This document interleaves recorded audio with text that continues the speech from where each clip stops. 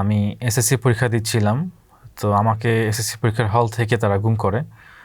ওই সময় আমার বয়স ১৬ অথবা ১৭ বছরের মতো ছিল আর কি। যখন তুলে নিল তখন আসলে সে সময় কারা ছিল সেখানে এবং আপনি কি কোনোভাবে বুঝতে পেরেছিলেন কিনা যে আসলে আপনাকে তুলে নেওয়া হচ্ছে? আসলে যেহেতু আমরা পলিটিক্যাল ফ্যামিলির সন্তানরা, আমার আব্বাকে তখন তারা খোঁজাখুঁজি করছিল। তো ওখান থেকে একটা আভাস পাচ্ছিলাম যে আমাদেরকে খোঁজাখুঁজি করতেছে। বাট এটা মানে আমরা এক্সপেক্ট করি নাই যে পরীক্ষার হল থেকে তুলে নিয়ে যাবে। কারণ আমার জানা মতে বাংলাদেশের ইতিহাসে এসএসসি পরীক্ষার হল থেকে কোনো ছাত্রকে এভাবে তুলে নিয়ে যাওয়া হয় নাই।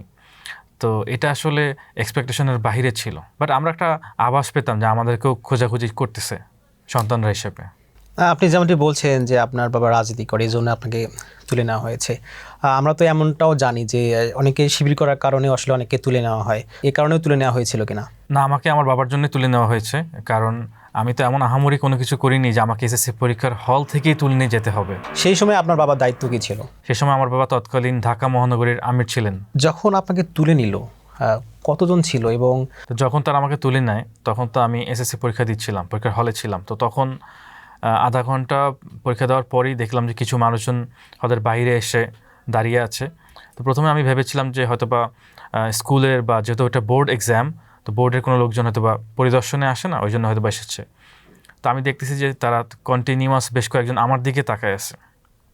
তো ওখান থেকে আমার একটা আইডিয়া হয় যে মোস্ট প্রবাবলি তারা আমার জন্যে আসছে।